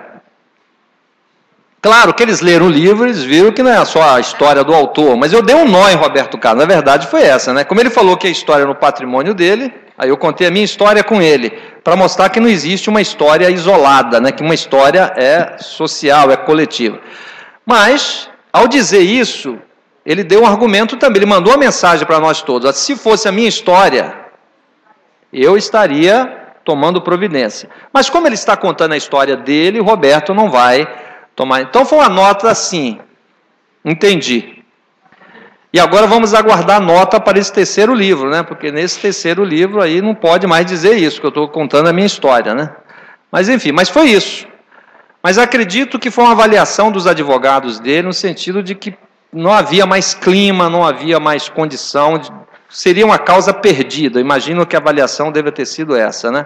Aquela altura do campeonato, ele mover uma nova ação.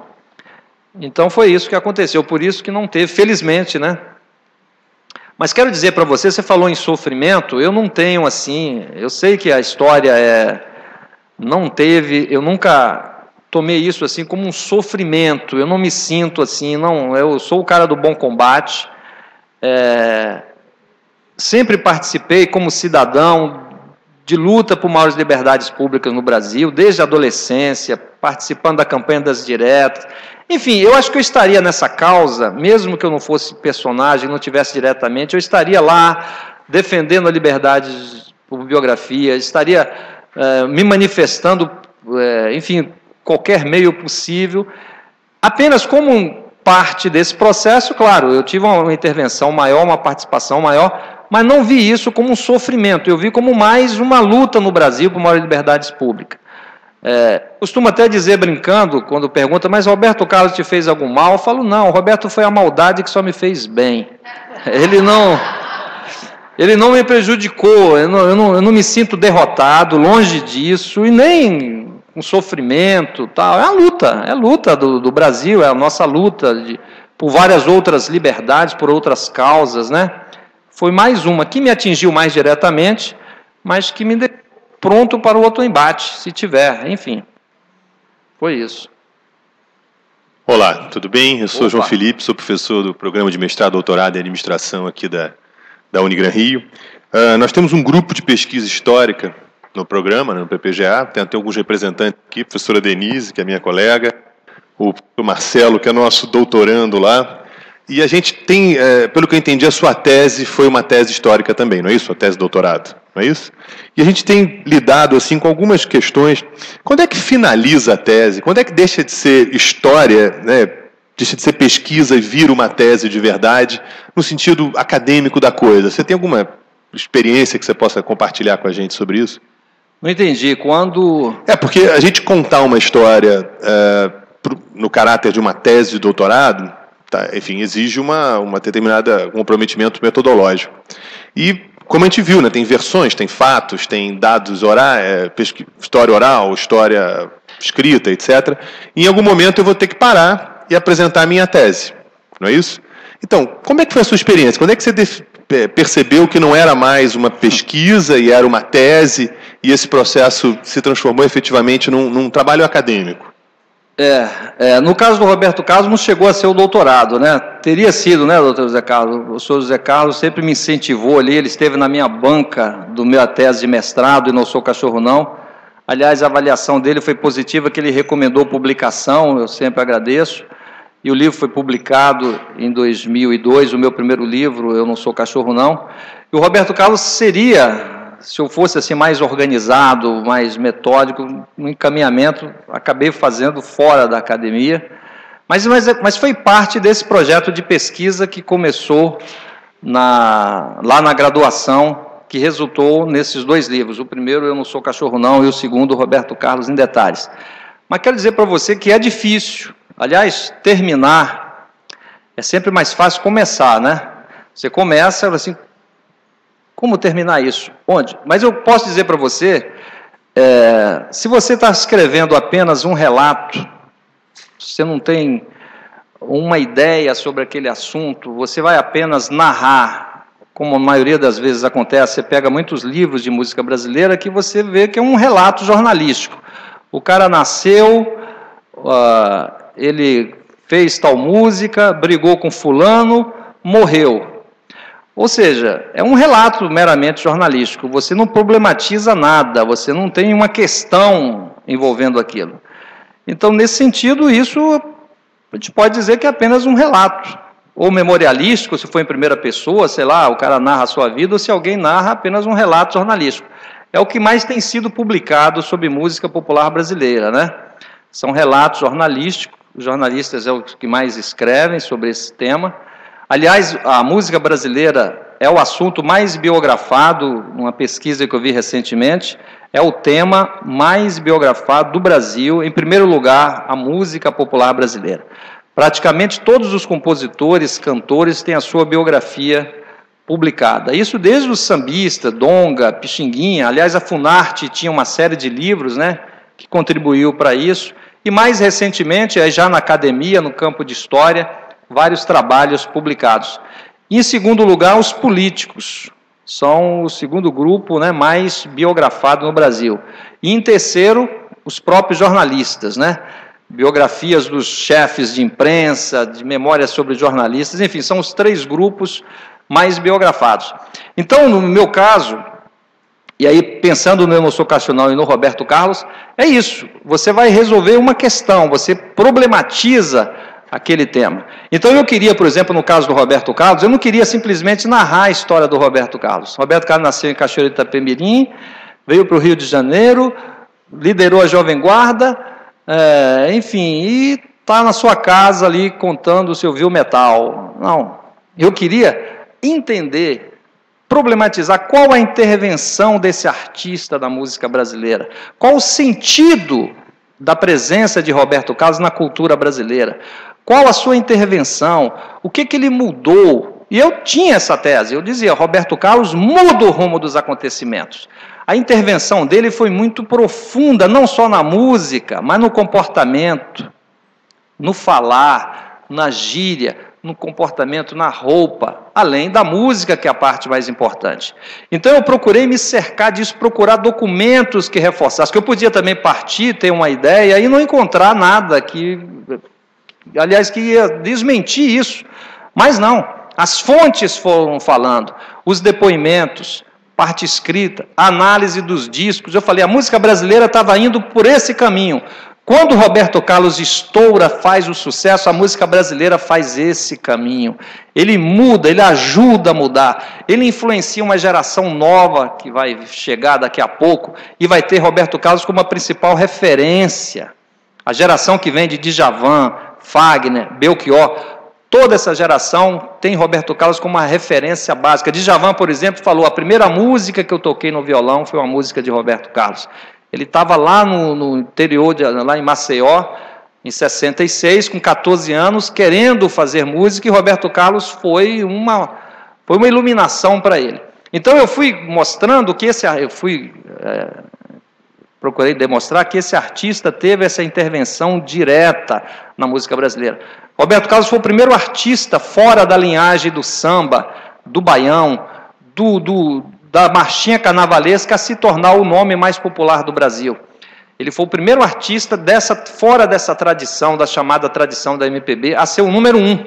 Todos os grandes nomes da música brasileira, todos sem exceção, antes de Roberto, ou cantava samba, ou samba-canção, ou marchinha, ou baião, o caso Luiz Gonzaga e outros. Ele foi o primeiro, fazendo uma música que era chamada na época de iê-iê, pop rock. E esse cara vai mudar o rumo dos acontecimentos da MPB. Então, quando eu identifiquei isso, e as fontes, os documentos foram reforçando e foram comprovando isso, eu falei, eu tenho aqui uma tese, eu tenho aqui um problema que eu quero mostrar e quero argumentar, e quero dar a dimensão desse artista. Ele não é simplesmente um cantor popular, ele é mais do que isso. Então, o meu livro é resultado disso, desse questionamento, dessa questão. E quando eu vi que eu podia afirmar isso, e com as fontes que eu reuni, que eu podia argumentar, eu achei o trabalho pronto e falei, agora eu vou publicar, agora eu vou sustentar isso, e o livro foi isso, Roberto Carlos em Detalhes. Roberto Carlos só se preocupou com os detalhes, né, a essência do livro, mas eu confesso a você que o título deu margem a isso, o título Roberto Carlos em Detalhes, para quem não tinha lido o livro, quem não lê o livro, fica parecendo que são os detalhes ali, os amores, né? Quando, na verdade, são os detalhes exatamente da história, né? As migalhas, os embates, as polêmicas, os programas, enfim. Mas isso tudo está resumido nisso aí, né? Então, comigo foi mais ou menos basicamente isso, né? Eu procurei resolver isso, explicar isso, argumentar, trazer, dar uma nova luz a esse fenômeno Roberto Carlos, iluminar isso que estava por certo desprezo da elite cultural brasileira. Aí nós temos que entender o Brasil também. Roberto Carlos sempre, como eu disse, foi tratado como algo menor e foi desprezado pelas elites culturais. Por isso que não tinha até aquele momento nenhum livro sobre Roberto Carlos. Você imagina, na Argentina havia livrarias, só vendia livros sobre Carlos Gardel. Livrarias só com livros sobre Carlos Gardel, que é um fenômeno comparável. Mais de 300 livros sobre Bob Dylan, mais de 1000 livros sobre Elvis Presley, quer dizer, uma outra visão sobre os seus próprios artistas. Aqui no Brasil, um desprezo, porque era considerado algo menor, desprezível, só um artista pop, nada mais. Então eu procurei mostrar que não, muito mais do que isso. E acho que essa compreensão só vai, enfim, o entendimento é num processo. Também não é um livro que vai resolver isso, né? Isso a própria sociedade, por outros meios, com outros trabalhos, por isso que eu disse, eu apenas comecei. É um campo vasto a ser pesquisado, analisado. Falando de Roberto Carlos, eu estou falando de qualquer outro personagem da música brasileira, nós estamos apenas começando essa pesquisa. A pesquisa de música popular no Brasil está muito aquém da importância da nossa música popular, ela é muito mais rica. Certamente o Brasil, nós costumamos dizer que não temos nenhum Nobel ainda, não temos nenhum Oscar, mas se tivesse um Nobel para a música popular, o Brasil já teria vencido um prêmio Nobel, porque a nossa música é top, pela diversidade, pela riqueza rítmica, poética, enfim. O Brasil, nesse campo, podemos dizer, somos o primeiro mundo em música popular. Mas isso não teve, durante muito tempo, um acompanhamento dos intelectuais, dos pesquisadores. Felizmente, nos últimos anos, isso está mudando. A música popular brasileira é cada vez mais estudada na academia, pelos historiadores, pelos antropólogos, isso é muito bom. Mas posso dizer para você que estamos apenas começando. E eu, modestamente, estou dando a minha contribuição com esses trabalhos, esses primeiros trabalhos que eu fiz, e outros que eu pretendo fazer ainda, se o Roberto Carlos deixar. Né?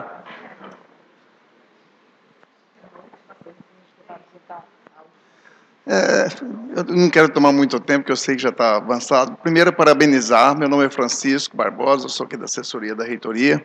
Pois não, Francisco. E parabenizar pela apresentação e pela sua luta, né? Acho que a minha pergunta era muito mais como você se sente. Eu também, no final da minha adolescência, era ondas curtas e à noite ondas médias. Ondas médias, bem lembrado, depois, ondas, né? Curtas e ondas médias. E ouvindo tudo, e isso me emocionou muito quando você tocou toda essa sua luta aí para esse momento também, e a admiração que eu tenho pela música popular brasileira, né? Eu fui assistir um show do Roberto Carlos em 1966 em Ribeirão Preto, né? Quer dizer, nunca fui muito fã dele também, porque eu ficava um pouco envergonhado também, como muitos aí.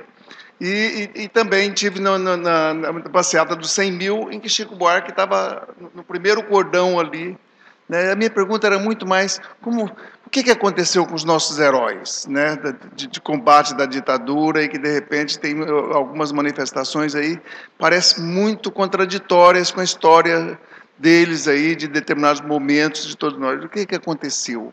Como você sente em relação a isso? Porque eu já venho... É claro, usando a frase do Caetano Veloso, né, de perto ninguém é normal, né? Perto. Quer dizer, será que nós é que mudamos, ou eles mudaram muito para, de repente, dar esse sentimento de que tem alguma coisa errada na postura deles, não só nessa situação, nessa questão, que para mim foi muito deprimente, o posicionamento deles em relação a essa questão da biografia, né? Eu acompanhei isso, não muito intensamente, mas eu acompanhei, em nenhum momento eu tive dúvida de que um homem público não pode se colocar com essa postura, e muito menos com essa visão patrimonialista da sua história, né? Que não é feita só por ele, né? Que milhões de pessoas se envolveram nessa história para construí-lo e para mantê-lo nessa situação, né? E, de repente, ter essa visão tão egoísta, tão mesquinha, né? Realmente incomoda muito. Mas é basicamente isso. Mais uma vez, parabenizar. Tá. Não, obrigado, cara. Você sabe que a sua pergunta é algo que ainda vai ser respondido um dia, espero, né? Porque isso nos surpreendeu a todos. Eu quero dizer, a sua perplexidade foi a minha, foi de vários outros, porque quando você pega uma figura como o Roberto, você até entende, eu como biógrafo, entendo o Roberto Carlos. Aí eu quero dizer para vocês um pouco, eu falei do meu sofrimento, né? Que eu nunca tomei essa questão como algo pessoal do Roberto, nada disso. Eu entendo o Roberto Carlos no sentido das suas limitações e contradições. Roberto Carlos, por exemplo, nunca teve o hábito de ler. Na casa dele, no meio social dele, o livro era um objeto não identificado. Então ele não teve o hábito de leitura. Então falar em redimensionamento histórico, em reavaliar, isso para ele é um ídolo há 50 anos, onde ele vai, ele tem multidões o adorando, então ele vive nesse mundo. Então, sem essa intimidade com o livro, sem maiores... Então, livro para ele, então, só alguém sem nenhuma intimidade com o livro para pedir para aprender livro e botar na fogueira. E alguém com suas contradições, alguém que sofre de toque, transtorno obsessivo compulsivo, às vezes as pessoas ficam pensando, mas não foi por causa do que você falou daquilo? Não, às vezes não é só isso. A cor da capa, a disposição da letra. Então você vê, a gente não tem ideia o que se passa em alguém que tem transtorno obsessivo compulsivo. Ele pode implicar com, sei lá, com a lombada do livro, tudo isso. Então aí você até entende. Agora, quando você pega alguém como Chico Buarque e Caetano Veloso, aí fica mais difícil. Alguém que tem intimidade com o livro, com o objeto livro. Caetano e Chico são escritores. Chico Buarque é autor de livros, é um autor. Caetano escreveu, aliás, um grande livro de memória, né, A Verdade Tropical. Ou seja, alguém que... artistas de vanguarda, artistas que se posicionaram num momento político difícil, com coragem. Aí como é que esse artista, com essa inteligência, como é que cai num buraco desse, rapaz? O que levou Caetano Veloso? O que levou Chico Buarque? Isso é um mistério. Nós esperávamos o quê? Os argumentos dele. Quando eles apresentaram os argumentos foram aquilo, meu Deus do céu, isso é incompatível com a inteligência de Caetano, é ou não é? Aquele argumento que ele usou é incompatível com a inteligência de Caetano. O argumento que Chico Buarque usou para justificar as biografias não autorizadas não combina com a inteligência de Chico Buarque, o filho de Sérgio Buarque de Holanda, um filho de historiador. O caso do Chico ainda é mais absurdo, pela formação, pela origem, por tudo. É um negócio que eu fico assim, parece que ele teve um surto. Não é possível. Mas, sem dúvida, eu acho que a questão financeira, naquele momento de crise da indústria fonográfica, aí, voltando aí, nós estamos numa época sombria, isso também foi prenúncio de algo que estava no Brasil, né? venda, como eu disse, uma crise na indústria fonográfica, o artista ganhando menos com disco. Vislumbrou-se, então, uma possibilidade de um rendimento, porque começa a se fazer muitos filmes agora, cinebiografia. Nós tivemos aquele filme do Dois Filhos de Francisco, o filme de Timaya, o filme do Gonzagão, filmes que foram muito bem em bilheterias. Começaram a surgir musicais aí de Timaya, ou seja, eles perceberam o seguinte: nós precisamos ter uma base para a produção disso. Nós precisamos ter uma base. A base é um roteiro. O roteiro é um livro. Uma revistinha não dá um filme. Você precisa de uma história. Essa história é uma biografia. Então, essa visão comercial, eu acho, embora muitos tenham falado de privacidade, isso foi discurso para a plateia. Na essência, foi essa visão patrimonialista, é um patrimônio nosso, nós temos que tomar conta de tudo. Controlando o livro, nós vamos controlar o filme, vamos controlar o musical, vamos controlar a minissérie de televisão que será baseada nesse livro, vamos ter o controle de tudo, vamos ter maior rendimento. Eu acho que a Paula Lavigne, que era empresária, que fazia as reuniões e explicava, acredito que isso foi claro. Aí você vai dizer, mas o Chico também tinha uma preocupação com a privacidade? É possível também. Mas isso aí foi na minha opinião, a questão financeira foi determinante. Essa visão do dinheiro, cada vez mais uma carreira, mais do que arte, eles estão preocupados com uma carreira. No caso do Roberto nem lança mais disco, como ele fazia antes. Ele só agora constrói prédios, tem investimentos em gado, enfim. Ele é mais hoje um empresário do que um cantor, embora ele continue cantando. Mas o tempo dele é ocupado com negócios. Você está entendendo? Mais negócios. Quando ele se preocupava mais com a música, todo ano ele lançava um disco no final do ano. Quando ele passou a se dedicar mais aos negócios, esse negócio de disco todo final do ano foi ficando para trás, ele faz basicamente o show. Então ele está focado em números, negócios, visão patrimonialista. E acho que todos um pouco, não tanto quanto ele, porque ele vive realmente numa roda de dinheiro, foi um pouco levado por isso. E só para concluir, eu queria dizer para vocês o que me aconteceu. Quando surgiu a notícia que o Roberto tinha se unido a Caetano e Gil no Procure Saber, porque inicialmente eles se reuniram para discutir o ECAD. O Procure Saber foi criado para abrir a caixa preta do ECAD, porque eles diziam que o ECAD pagava aos compositores muito menos do que eles tinham direito. Daí aquela frase, procure saber, compositor. A ideia no nome é procure saber. Compositor, você está recebendo quanto? Você sabe por quê? Não. Procure saber. Vem aqui para a nossa luta. Vamos abrir essa caixa preta do ECAD, né, doutora Carla? Então, quando surgiu a notícia que o Roberto estava se reunindo com Caetano e Gil para discutir a questão do ECAD, eu falei, que coisa boa para o Roberto vai ser essa reunião com Caetano e Gil, e Chico e Milton, porque isso vai arejar a cabeça dele. Ele vai sair daquele mundo do dinheiro, só pensa em número, dinheiro, patrimônio. Falei, quem sabe, ao discutir a questão do ECAD, se reunir com Caetano, Gil e Milton, ele sai mais arejado em relação às biografias. Na minha santa ingenuidade, eu cheguei a pensar isso, pois foi acontecer para desgraça nossa, exatamente o contrário. Roberto Carlos é que contaminou o Procure Saber, a tese dele foi encampada por aquele grupo. E sai Caetano, Chico e Gil dizendo que o Roberto Carlos tem direito à privacidade. Então, eu acho que a questão financeira aí foi determinante para essa união de todos. Mas eu quero dizer para você, isso é só uma convicção, não tenho nenhuma prova. Isso ainda vai ser objeto de estudo, certamente, isso vai ser pesquisado, novos documentos vão surgir, eles vão falar isso com mais calma depois, enfim. Mas, por enquanto, só temos ainda o espanto, né? Realmente, só lamentar que isso tivesse acontecido. Acho que para a história deles, esse capítulo não poderá mais ser apagado, concordam? Nenhuma biografia hoje, independente, séria, sobre Chico, sobre Caetano, sobre Milton, pode pular esse capítulo.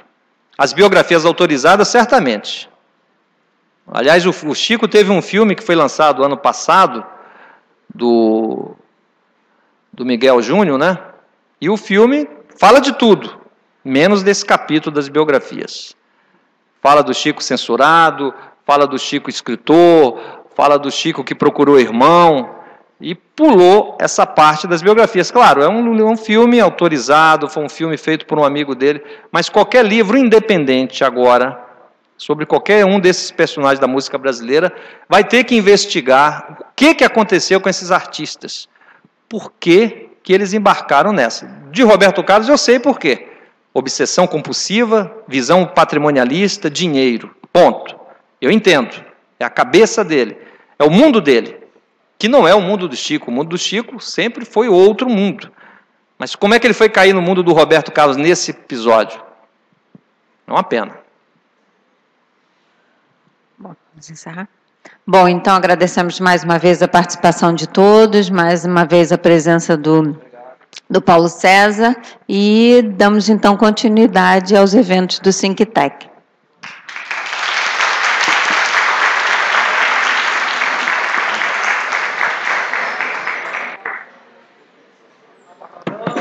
Convidamos para a inauguração